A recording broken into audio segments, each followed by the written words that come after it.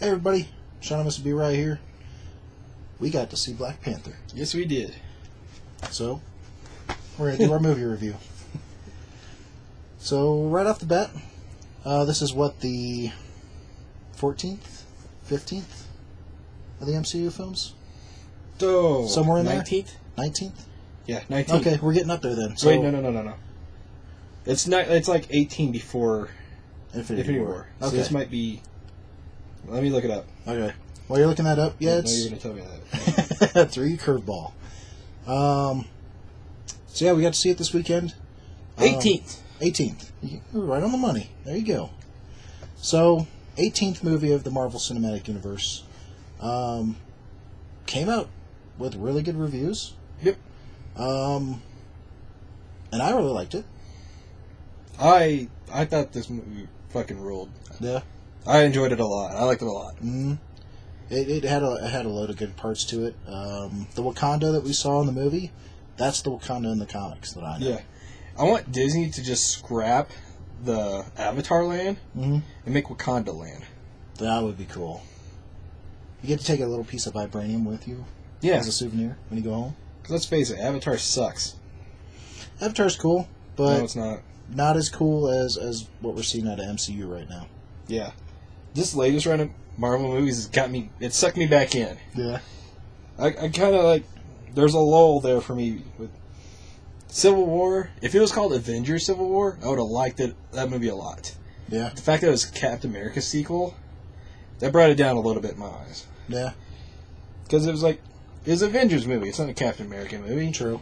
I'd rather gotten a Captain America movie instead. Yeah, we first got to see Black Panther in Civil War.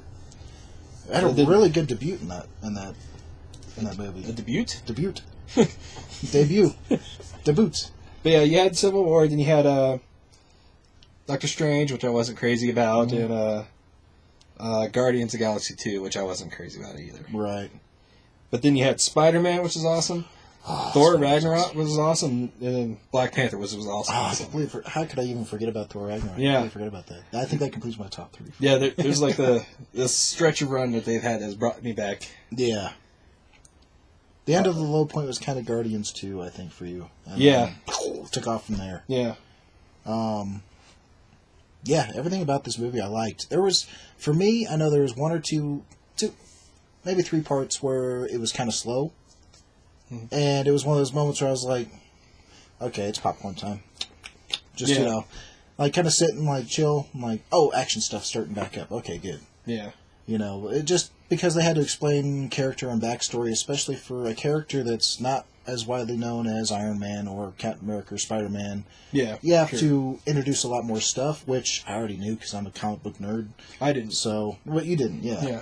So it was good filler for you. It was like I've heard it before for me, but it was beautifully done. Oh yeah, I love this movie. All the visual effects were awesome. Yeah. What's his name? Chadwick Boseman? Chadwick Boseman. Yeah. Yes.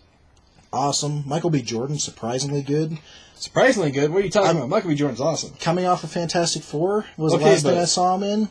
Creed was awesome. I still have yet to see the Creed. Oh, we're gonna rant Creed. Okay, I'm down for that. I wanted to see that movie and it just fell between the cracks for me. But the last thing I saw him in was Fantastic Four. That wasn't his fault. No, I mean he signed up for it, but but I mean it was just at that point where I was like, what, that whole excruciating movie, and so I mean like he was coming in at a medium for me, and I didn't realize he was dialing it up to 11. Yeah.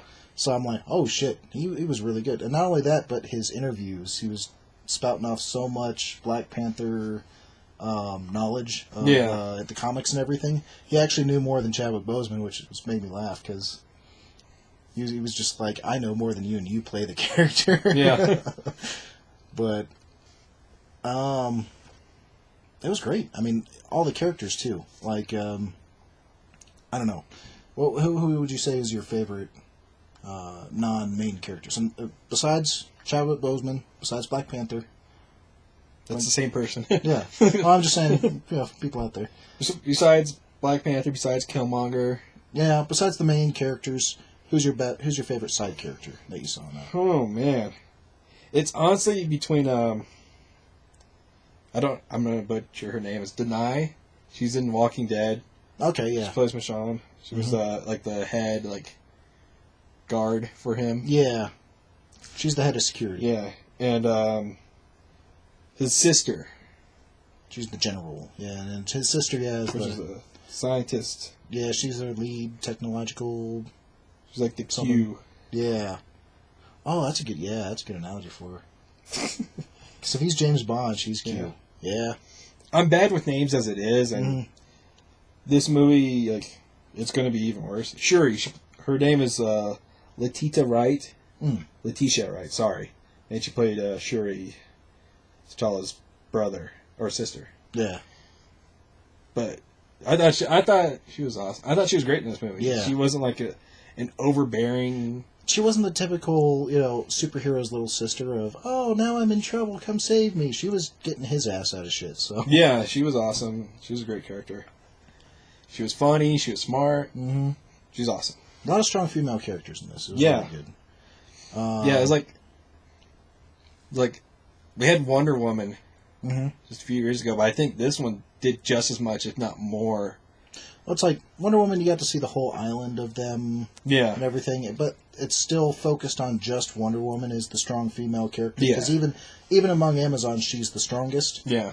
Whereas in this movie, all the females are strong. Yeah, it's like equally strong. All the, for lack of a better word, Imperial Guard Except for the king were females. The only female that wasn't strong and could kick ass was probably the one lady outside the fish market. The Korean lady? The Korean lady that led him to the back, to the casino. She's like the bodyguard of the underground casino place that only bad people go to. I consider her a strong person. Yeah. But I'd have to say, I think my favorite side character was M'Baku. I think that was his name. The leader of the mountain tribe. Yeah, M'Baku. M'Baku, yeah. Because in the comics, he's one of the he's the bigger bad guys. He's usually the go-to for who's tearing shit up in Wakanda this week. I didn't know that. Yeah. But, I really liked what they did with his character in this. So I guess we should just go ahead and... Everything from this point on is we're going to get to spoilers. Yeah, let's go ahead and do it. So, it's really cool to see M'Baku's character arc, because he starts out as the one who challenges Prince T'Challa for the right to be king. Because the 5 tribes, once there's going to be a transition from once the old king dies or is released from power, then the 5 tribes can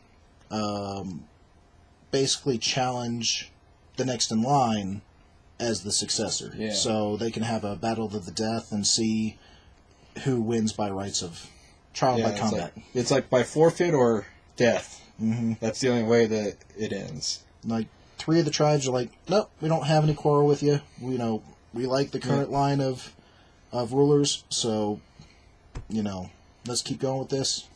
And then M'Baku shows up and he's like, nope, I want to fight you for it.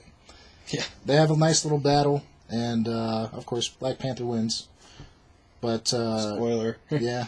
But he does it honorably. He tells him you fought well, I don't want to kill you. Yeah.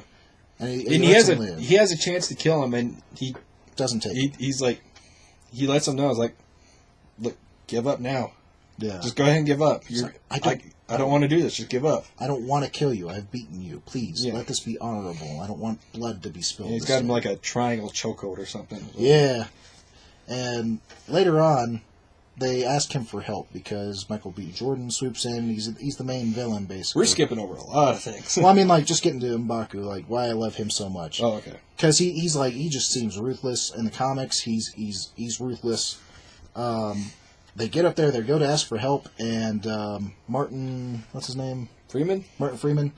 Everett Ross? Yeah, he plays Everett Ross, who's the liaison in the comic books between Wakanda and the U.S. government. So he's with them, and he starts talking, and he gets bitched out for it, and he's like, you have no voice in these chambers, basically.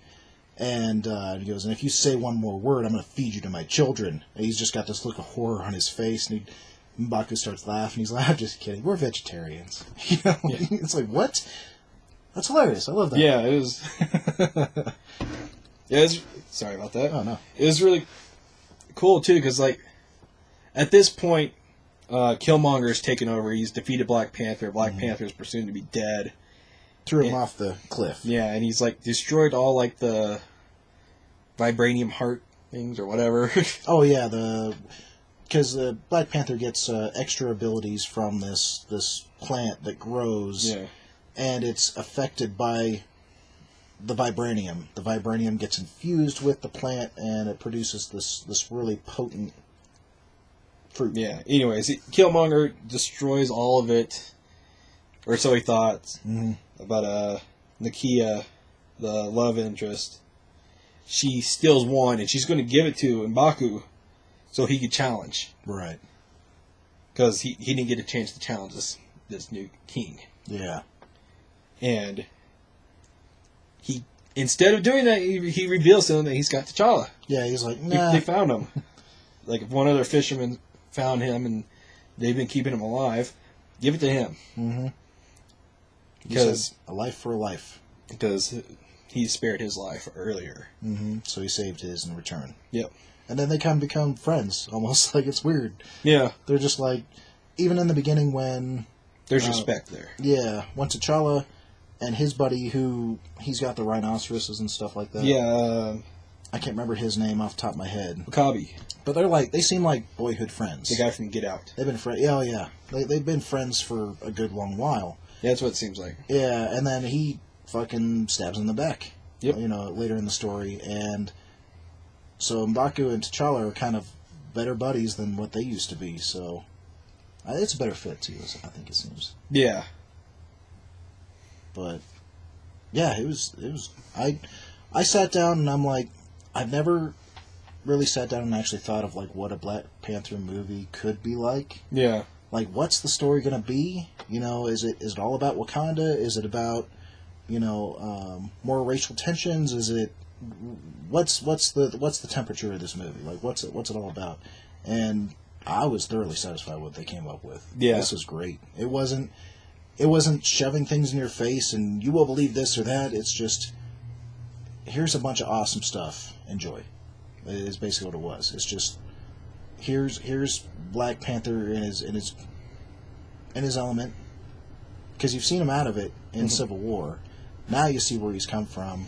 The society of Wakanda, its structure, all of it, and it's beautiful. The world building that they did in this movie was just unbelievable and beautiful. Honestly, it was lots of like vibrant colors, purple and yellows and reds. Yeah, you know, and there's a lot of it. I know it's like it's a fake nation.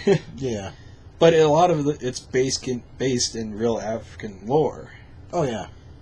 And the way they weaved it in natural day stuff and the superhero stuff was really cool. And everything from the architecture to the clothing to the music even was all inspired by. It's pulled from different tribes here and there and in different countries in Africa. Yeah, it's very like not often in movies where like the music comes on, and a lot of times it'll like overtake the scene. Where it's like you're kind of just focused on the music. Yeah. In this, it was just like it was like perfectly placed. You know, like there's a few one of like Star Wars, like you hear it, but you completely forget that you've heard it. Yeah. But it becomes iconic in a way. If you listen to the soundtrack, you're like, is this in Star Wars? Yeah. You know, and then you go back later, like, oh, it's that whole scene that I'm just completely engrossed in. It just blended everything together perfectly. It's just like a part of the recipe. It just makes it really complete. And it's the bread of the pizza. Yeah. And we're recording this on Saturday, the opening weekend after it came out. I watched it today. You watched it on yesterday. I went at a 1 o'clock showing. There's a lot of kids there. A lot of like old people. So there's a lot of talking, crying. And still, there were times where I got sucked into the movie and just like completely forgot I was in a theater surrounded by other people. Yeah, I thought it was great, and I mean the acting in it was awesome. The characters were awesome. Like I said, the world building that they did, because it was really cool seeing like a superhero movie not take place in America in a place I've seen. We're back in New York. Yeah, it's like we're not seeing like, oh, look, there's that building, there's that landmark. Yeah. Type of thing. It's everything created from scratch. I mean, as far as from the comic books. But, I mean, it looks like it's right off the page. As far as the architecture, even the spacecraft that they have, the ship and everything, it's all really, really cool. They put so much stuff in there, so many references that I'm just like, oh yeah, I remember that part. Oh yeah, I remember that dude. So it was great to see. It was really fun watching this because I know we've had it with Spider-Man just very recently, but all the other superhero movies are building up the superhero. We're seeing the very beginnings of him. Whereas with Black Panther, we're seeing him in the middle of it. Mm-hmm. He already knows how to be Black Panther. You're seeing more of his heart, why he's still being Black Panther. I thought it was really interesting. You see him being a good person. You don't see him like being kind of an asshole like Tony Stark is. Yeah. And then have a near-death experience, and all of a sudden, I'm going to be a good guy now. Yeah. He's just a good person throughout. And then also with Michael B. Jordan's character, with Killmonger, his whole arc is interesting too, because you can see his side from his point of view. Even though you know he's the bad guy, you're like, I understand why he feels this way. He's got pure motivations. Yeah. And he's got the means and the training to do so. Yeah. And he's a scary dude once you see him, fully unleash his full potential. Yeah. They both kind of want to get to the same destination. They just want to take different routes to it. Yeah. And it's kind of, when it digs in deeper to his origin, to Killmonger's origin, you're like, it's kind of heartbreaking, Yeah. But, it's part of the story. It's what brings us full front to the whole thing, and the whole thing is great. I do want to skip to one part where I was hoping for at the end credits scene, because the whole time I'm thinking, Bucky's there the entire time. He's just in cryostasis. Yeah, he's asleep. So I'm thinking, what would be awesome is that they're like kind of picking up the pieces of stuff and everything, because things have blown up in Wakanda and everything, and they've been having war there. But like they open it up and open up the door, and he's like, what I miss, Yeah, he's kind of been just hanging out in one of the other villages. It looks like. Yeah. So he's got a man bun too, which I was a fan of. But yeah, let's come back. We'll put a pin in that. We'll come back to it. So I was surprised that they killed. We're not getting spoilers. Yeah. But they killed off Andy Serkis's character, Claw, which I was surprised about. Yeah, I was like, oh, well, shoot, there he goes. All right. Yeah. And he's killed by Killmonger, because Killmonger wants to get back into Wakanda. And he wants to gain the favor of T'Challa's boyhood friend. Can't remember his name. Wakabi. Actually, I think Wasabi. It's almost Wasabi. Wakabi. Yeah.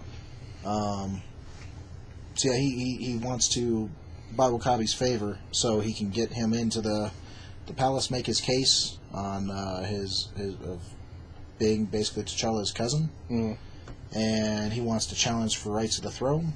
Yeah. So that's his plan of getting in. He's going to kill Andy Serkis, Claw, and give him to Wakabi, because Claw had killed Wakabi's parents. So. Yeah, and then at the very end, Killmonger is killed too, which kind of sucks because he's such a good villain in this movie. Yeah, I'd put him up there with Loki. I still got Loki ahead of him in the rankings of villains, but Loki has had 3 or 4 movies to prove himself. Yeah, if Loki was done after after the first Thor movie, then Killmonger's way up there. Yeah. Way above him. But because Loki has gotten an arc. He was the main Avengers villain. Yeah. Like, that was so perfect. Yeah. But, yeah, he's still up there, though. And then there's all the fight scenes were really well. I thought it was really well done. They're really cool. Well choreographed, yeah. And then the last fight scene where I mean, they got like giant rhinos with armor coming in. Oh yeah, it was almost like 300. Yeah, it was so cool. I mean, we're trying to keep these shorter, so we're not going to go into huge. We're trying to do a quick review, so yeah. If you haven't seen the movie yet, we definitely recommend it. And I doubt people are going to watch us talk about something for like 45 minutes to an hour, so we're trying to keep it shorter. Right. We're going to try to keep all our movies shorter here going forward. And, yeah, the two after credit scene, you have T'Challa showing up in the United Nations, and he's going to show everyone what Wakanda has, like share their wealth with everybody, and help the world become a better place, basically. Yeah. And then the after credit scenes, one with Bucky, and he seems like rejuvenated. He seems at peace. He's back to being Bucky. He's calm. Doesn't seem that he doesn't seem paranoid. Yeah. He's not on edge. Yeah, and I don't know what your take was. To me, very samurai. That sets him up to be Captain America after the next. That's what I'm thinking. I think he's going to be Captain America. After I knew it was going to come down to War. either Bucky or it was going to come down to Falcon. Yeah, I was hoping it would be Falcon, just because I think it'd be really cool to have Falcon be it. But I think to me this was a setup. It's part of Bucky's redemption too. Yeah. Whereas like Falcon's already a good dude. Yeah. Bucky's got some making up to do. Yeah. That was just my thought process. Like, oh, they're setting him up to be Captain America. Yeah. And here's the thing too. Although Killmonger is dead, we still have the possibility with the Infinity Gauntlet. True. At some point, Thanos may. It could be crazy enough to work, but Thanos could take a moment and be like, "This is your worst enemy. This is your worst enemy. This is your worst enemy. Yeah. Rise, here you are," and then they have to fight them. Yeah. So Red Skull, Killmonger, Abomination, probably not, but I mean, we'd also see him kind of brought back and come back in another movie. Mm-hmm. Like you don't know, like that's just one of the side effects to Thanos showing up. With the Time and Reality Stone in play, both those stones have the opportunity to bring back a lot of people or change things as we know them right now. So, who's to say? Yeah. It is interesting to think about, though. Yeah. So, want to get in our ratings, I guess? Yep. What would you give it? Oh, boy. I'm probably going to give it like a... I might give it a 10 out of 10. I love this movie. Yeah? I thought it was great. That was fantastic. My favorite Marvel movie is still Winter Soldier. It's got everything I love in a comic book movie in it. Mm. This is right up there in my top 5 all-time favorites, though. So I'm going to give this like a 9.2 purple cat suits out of 10. That's pretty good. Yeah. And later on, since this has rejuvenated my Marvel movie, we're going back to the beginning. We're going to go watch every single one, review every single one. And going into Infinity War, and after Infinity War, we're going to have a rankings of where all these movies end up. Mm-hmm. So be sure to stay tuned for that. Yeah. So we're going to start first with Iron Man 1. So keep an eye out for that, and then we just take off from there. Yep. We're going to need a lot of popcorn. True. Yeah. So thanks everybody for watching. If you haven't seen Black Panther yet, go see it now. Be sure you stay for the credits, the after credits, nothing but the credits. Go see it twice. Just stay in the theater until they make you leave. Yeah. Do it. Do it. Bye.